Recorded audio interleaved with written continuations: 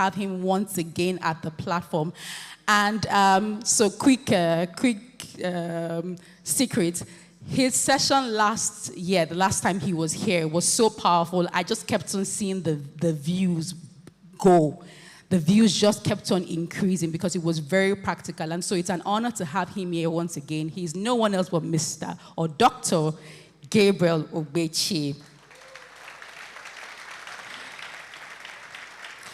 Mr. Dr. Gabriel OGBECHIE, OON, is the founder and group managing director of Rain Oil Limited, a leading energy company in Nigeria. He has over 30 years of sales, marketing, and operations experience within the oil and gas space.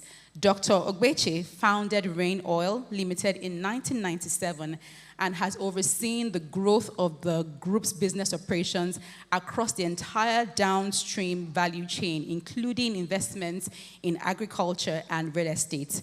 Today, Rain Oil Group has strategic assets including 3 ultra-modern petroleum product storage depots, over 25 LPG retail outlets, 170 plus retail petrol stations, a fleet of over 300 petroleum product tank trucks, and a staff strength of over 2,000 employees. He's an alumnus of the Harvard Business School's 57th Owner-President Management Program and a pioneer member of the Lagos Business School Owner Management Program. Dr. OGBECHIE is the chairman of Eterna PLC, and a non-executive director at Globus Bank. He sits on the board of several companies operating in the agro-allied and real estate sectors. Dr. Gabriel was conferred with the Officer of the Order of the Niger OON in 2022, and he's also the recipient of several other awards internationally. Please welcome to the platform once again, Dr. Gabriel OGBECHIE.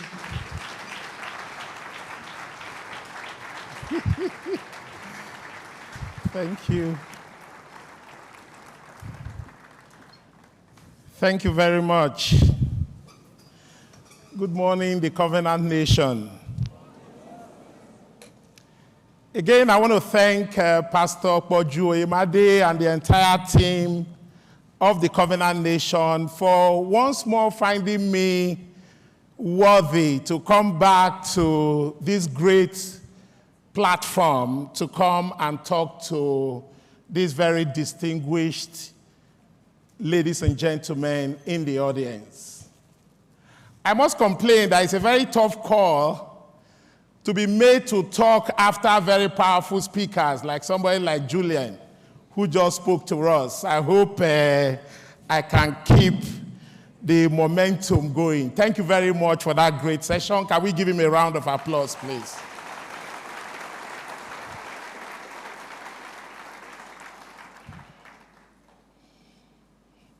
Lord, I thank you. I commit this session into your hands. Help me. I thank you, Lord, in Jesus' name. Amen. My name is Gabriel OGBECHIE. I'm the Group Managing Director of Rain Oil Limited. Rain Oil Limited is a company that plays in the downstream space of the Nigeria oil and gas industry. Today, I will be talking on the topic entrepreneurship. Building a business from scratch. Entrepreneurship, building a business from scratch. Rain Oil is your classic case of building a business from the scratch. I started Rain Oil 1997, essentially from the scratch, building something out of nothing. Today we'll look at the topic from 2 broad outlines. The first, I want to talk about what are the motivations for starting a business. What are those things that motivate us to start our own businesses? Then, of course, we'll now look at the strategies for building a business from the scratch. What are the things that motivate us to start our own businesses? The first thing I want to talk about is the desire to be your own boss. A lot of people just want to be their own boss. They don't want to take instructions from anyone. They want to be the person who calls the shots. So they go out there to start their own businesses. The second thing I want to talk about is the economy. At times, the economy just thrusts entrepreneurship on you. I remember in the year 2004, when we had the first set of banking consolidation, Nigeria had about 128 banks then, and they asked the banks to move their capital from 2 billion to 25 billion. That process shrank the banking industry from about 125 banks to just about 24 banks. Within a year and a half, a lot of bank MDs, a lot of executive directors, general managers in the financial institutions suddenly found themselves out of job. A lot of them picked up their briefcases and started their own businesses. They didn't plan for it, but the economy thrust entrepreneurship on them. The next thing is financial independence. If you want to be financially independent, the best thing to do is start your own business. Those who are in paid employment, you see, no matter how great the job you have a great job, they are paying you 120 million naira per annum, which is 10 million naira a month. That's a great job, right? But the truth is, your salary is 10 million naira a month. The day they pay you 10 million and 5,000 naira in a month, somebody will say you have been overpaid. Because your salary is a finite sum. It's a finite sum. But for the business people, your income is unbounded. We say in mathematics, your income can go from 0 to infinity. There is nothing like too much money. You know, you see a businessman this year, he makes a profit of 100 billion naira, and then the next year he's planning how to make it 200 billion naira. Because there is nothing like too much money. So if you want to be financially independent, your best bet is start your own business. Then the next one is freedom from 8 to 5 lifestyle, work style rather. You know, a lot of people are just not wired to go to an office at 8 o'clock and have to close at 5 o'clock. They want that flexibility of being able to choose when they work and how they work. So people like that also start their own business. Then, of course, people want to follow their passion.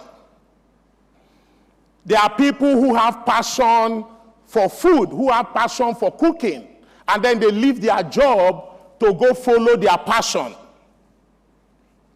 Now, what are the strategies for building a business from the scratch?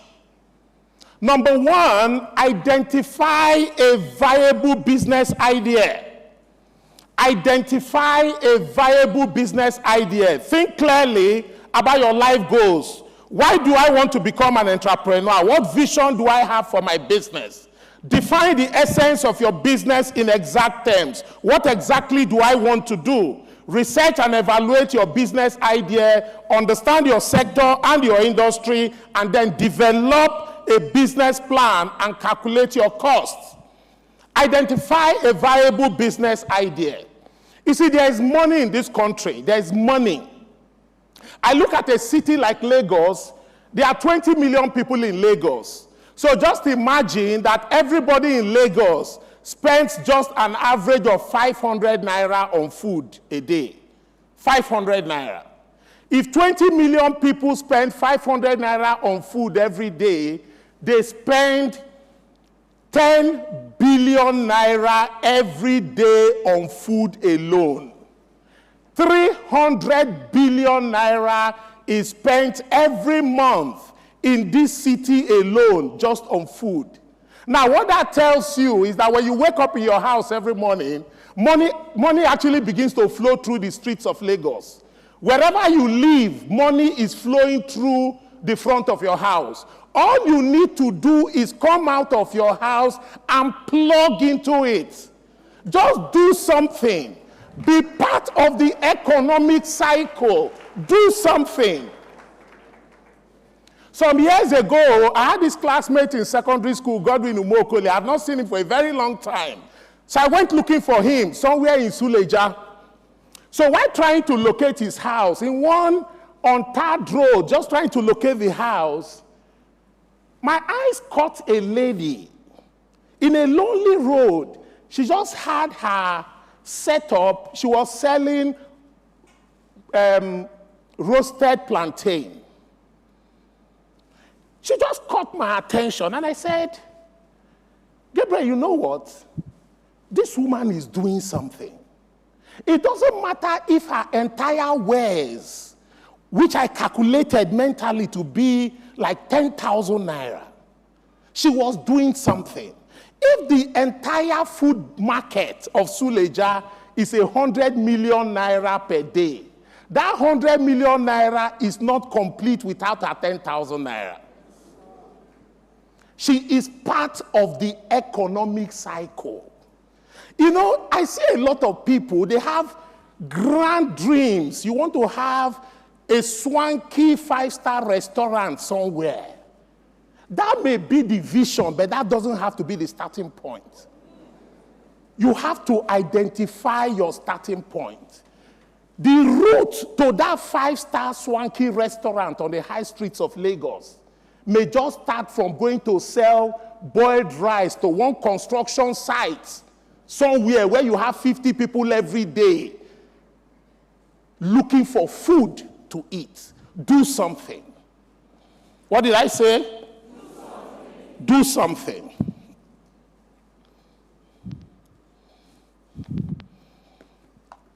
Sorry, I need help. My tab here has frozen. The next thing is evaluate route. Can somebody come help me fix this tab? Evaluate your funding source. How do you raise money? How do you raise money to start a business? How do you raise money? The first thing I want to talk about is savings. The first and best way to raise money to start a business is through your personal savings. What do I call it? Personal savings. When I ask people what's the difference between 100,000 naira and 80,000 naira, everybody will tell me it's 20,000 naira. That's fine. The next thing is, the man who earns 100,000 naira, at the end of the month, he's broke, naturally. The man who also earns 80,000 naira, at the end of the month, he's broke, but he's not dead. Am I correct?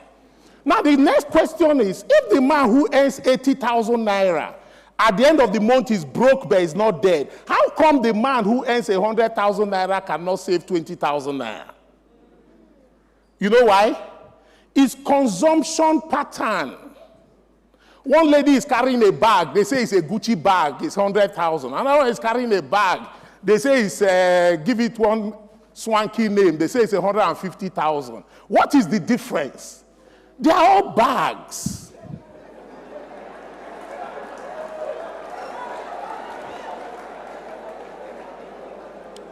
Now listen. If you earn 100,000 naira and you cannot save 20,000, if you earn 500,000 naira, you cannot save 50,000. Because as your income expands, so does your taste expand to match your income. You know, there's what I call the mango principle. God is wonderful. God in creation, in creating the fruit, if you take a mango fruit, you eat it, you eat it, you eat it, you eat it until you get to a point. What do you see inside? Is the seed. What are you supposed to do with the seed? Now, if you consciously plant the seed, or you even throw the seed away unconsciously, and it falls somewhere and abides there, you know what happens? The seed germinates to give you a mango tree that gives you fruit in perpetuity. You are not supposed to consume your fruit and your seed. Too many people are eating both their fruit and their seed. You need to save. I will give you some examples. I need to throw up some slides. You know, in my early days, I want us to look at this receipt very carefully. Look at this slide very carefully. This slide is dated 27th of June, 1996. It's in favor of Equator Finance and Securities Limited. It's an official receipt in the name of Mr. Gabriel OGBECHIE and myself, and it's a receipt for 500 naira. I invested 500 naira to buy stock. I want us to look at the next receipt. It's a receipt for 1,000 naira, dated 8th of August, 1996. 1,000 naira. I invested 1,000 naira to buy shares. I will look at the next receipt. It's CSL Stockbrokers Limited. Also in my name, dated 1996. It's a receipt for 11,000 naira. When I was preparing for this session, I just decided to go down memory lane and bring out this to show our young ones. There is nothing that is too small to save, to invest. When you go out on a Friday night and you spend 100,000 naira on a bottle of drink, my guy, you just consumed 3,000 units of Zenith Bank shares, just like that. That's why he just drank away. Do the math. Zenith Bank is trading at about 31 naira, and in a sitting, you just drank away 3,000 units. If instead of spending that 100,000 naira on that drink, you go and invest in stock, 20 years from today, you'll be looking at receipts like this. And that stock would have given you dividend year in, year out. Change your mentality. Of course, the next thing I want to talk about, time is definitely not our friend today. God, I have just 10 minutes to go. If you want to start a business, of course, you talk to family and friends.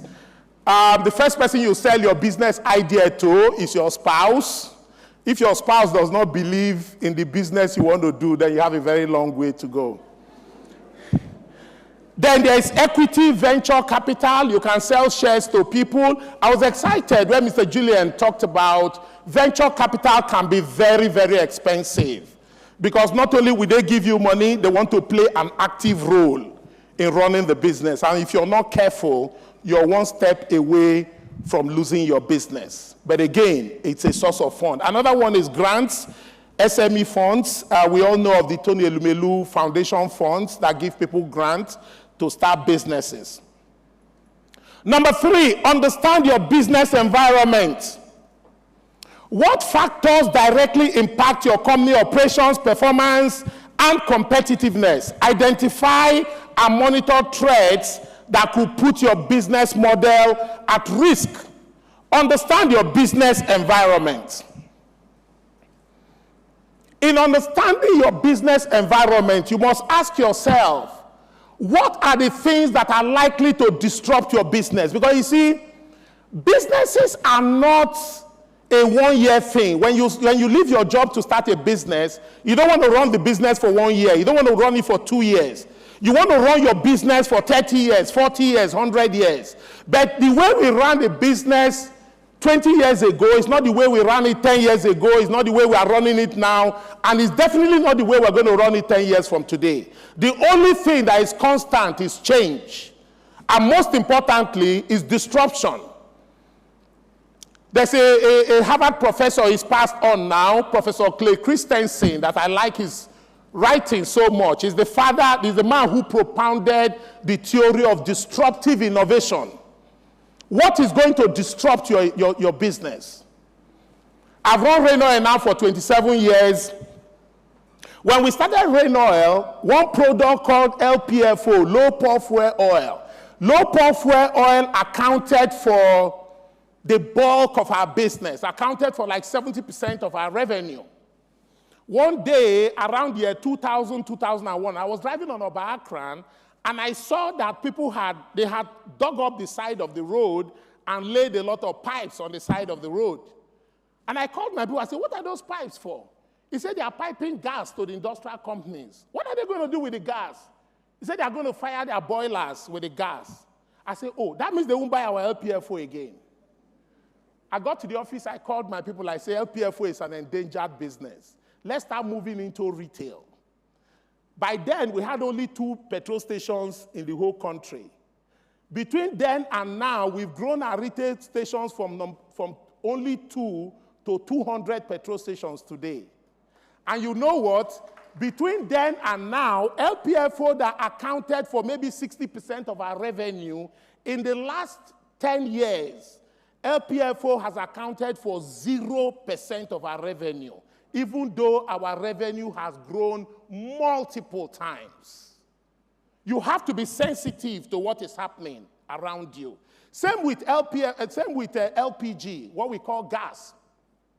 Between 2011 and 2015, for those of us in the downstream sector of the Nigeria oil and gas industry, a product called DPK, dual purpose kerosene, was the bread and butter of the business. Everybody wanted DPK. Everybody wanted DPK. But by 2015, I saw the demand for DPK begin to slide down and the demand for LPG begin to ramp up. I called my team, I said, DPK is an endangered product. Let's begin to change. By 2017, we have started building an 8,000 metric ton LPG facility in Ijegu in Lagos. By 2020, we had commissioned our LPG facility in Ijegu, Lagos. 4 years afterwards, we are firmly in the gas space. So now everybody is talking about gas. Gas is the way to go. Guy, we identified it 7 years ago, and we took steps to get into that space. What is disrupting your business? You must ask yourself. The same way, I travel abroad. When I go to a city like Houston, 10 years ago, I could count the number of electric cars on the road. Maybe 1 out of every 20 cars that pass is an EV.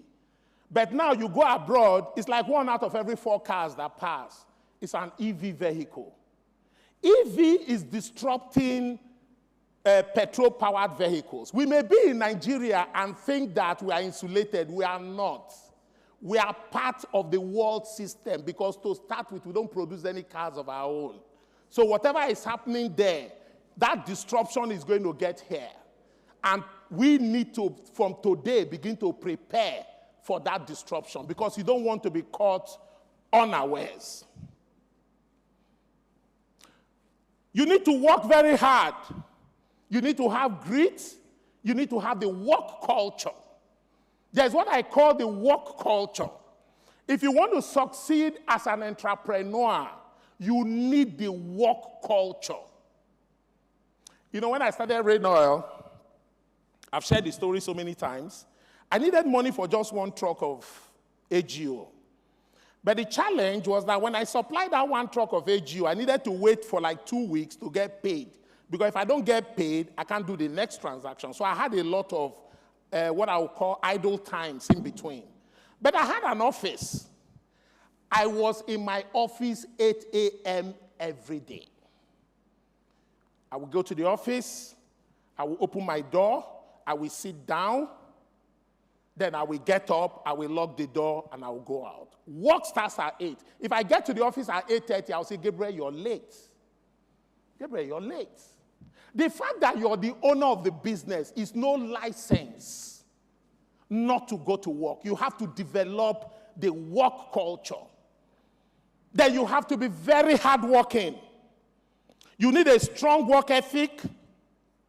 Ensure that these values are ingrained within the company staff and business practices. Regularly evaluate and improve your business practices and values.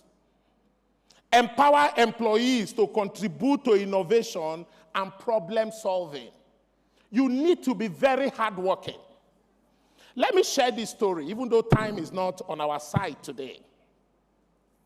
Starting from when I was in paid employment, when I was still working for Ascon Oil, I had I used to supply a lot of petroleum products to Nestle PLC, Nestle Nigeria PLC in Agbara. And then we take trucks to Agbara. I used to go with the truck myself. Maybe we'll get to Agbara around 5 or 6 p.m. It's going to take like 2 or 3 hours to discharge the truck. And I will sit down there while they are discharging the truck. By the boiler house, I still remember, there was this 4-legged wooden stool with a flat top, if you know those kind of stools. I would just sit there very quietly while they are discharging the product. Around 8 p.m., the gentleman who used to discharge the product, his name is Obukata, Obukata will look at me and say, Gabriel, go home. I say, no, how can I go home? You want me to go home so that you give me shortage? I'm not going anywhere. Let me digress a bit. The downstream oil and gas business is a high turnover, low margin business. The turnover is high, the margin is low. So, when you supply 30,000 liters of AGO, for example, just follow my train of thought. 29,000 liters can be cost. Your entire margin is 1,000 liters. So you can't start talking of margin if your product is not complete. So you must ensure that you don't have shortage, because if they give you shortage of 500 liters, you may think that you've lost 500 liters out of 30,000 liters, which is really not material. But the truth is you've lost 500 liters out of 1,000 liters. Do you understand what I'm talking about? So it's very important you keep your eye on the ball. So I will stay. Maybe by 9 p.m. they finish discharging, they will sign my way bill, and then 9 p.m. I will leave Agbara and start driving back to my home in Egbeda then. So when I started Rain Oil, I carried that same work culture, that same hard work. When I got an order, remember I got an order from Liver Brothers to supply them in Agbara. I was alone then. I left my house 5:30 in the morning in Egbeda, drove to Mosimi, hired a truck, loaded it, drove behind this truck from Mosimi to Ikorodu to Ketu Ojota, my 12, to Antonio Oshodi, my 2, and then the long stretch to Agbara.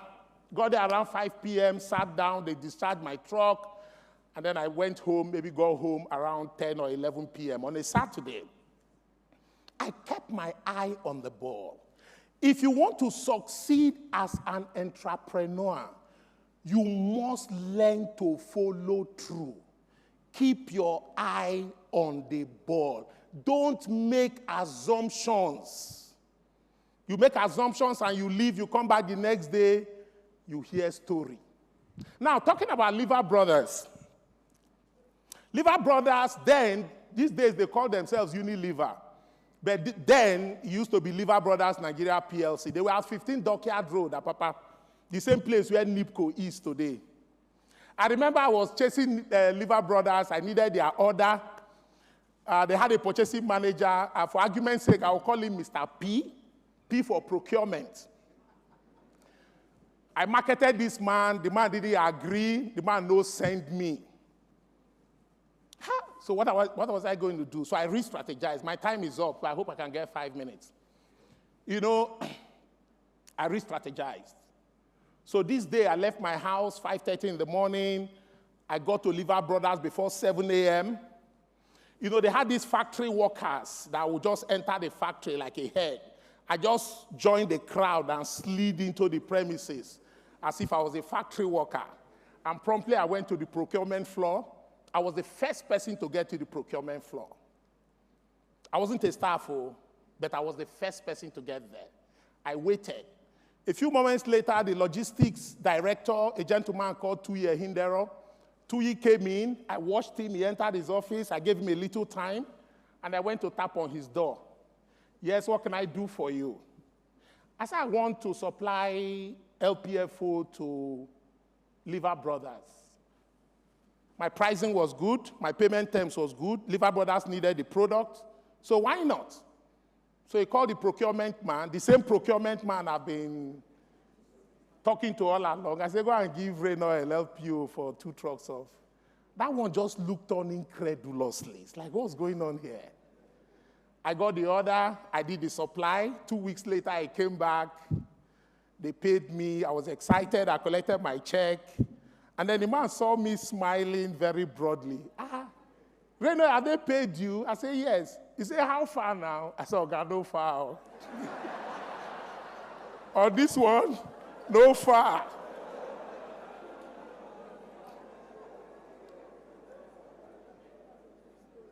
What's your strategy? What's your strategy? You want to run a business successfully? You need a strategy. What's your strategy? Harvard Business School will teach you that a mediocre strategy, excellently executed, is better than a poor strategy, a great strategy, poorly executed. What's your strategy? You need to have a strategy, and then you need to execute that strategy diligently. In our early days, we were what you call then independent marketers. The downstream oil and gas sector is divided into the independent marketers and the major marketers. So Rain Oil was an independent marketer. We had 2 petrol stations in Lagos then, one in Agege, one in Ikpaja.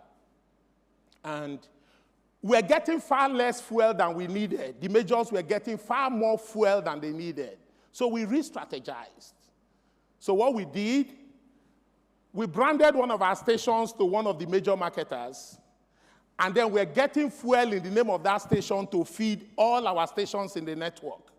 And then we iterated that strategy. So we went to Kaduna, we got 2 stations, one Rain Oil, one the major marketer. We went to Asaba, we got 2 stations, one Rain Oil, one the major marketer. Went to Anambra, we got 2 stations. So we just iterated that strategy. And you know what? On the back of that strategy, we scaled massively between 2002 and 2011 when we built our own depot. What is your strategy?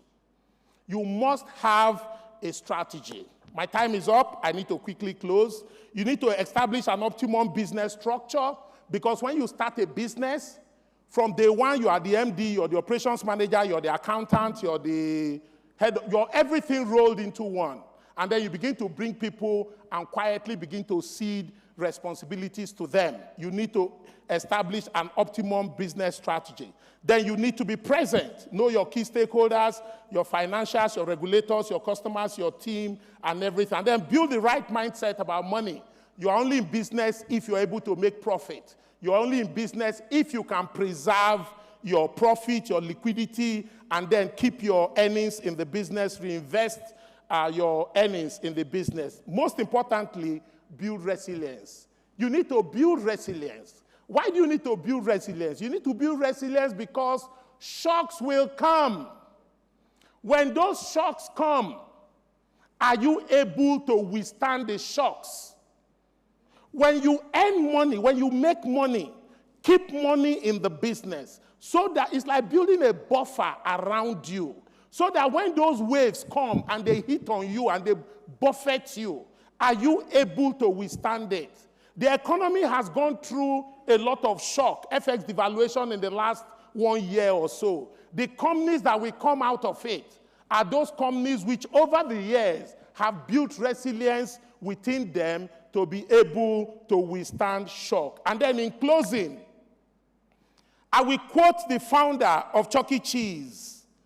He said, "The critical ingredient is getting off your butt and doing something." It's as simple as that. A lot of people have ideas, but there are few who decide to do something about them. It's not tomorrow, not next week, but today. Do something about it, and it will be well with each and every one of you. Thank you very much, ladies and gentlemen.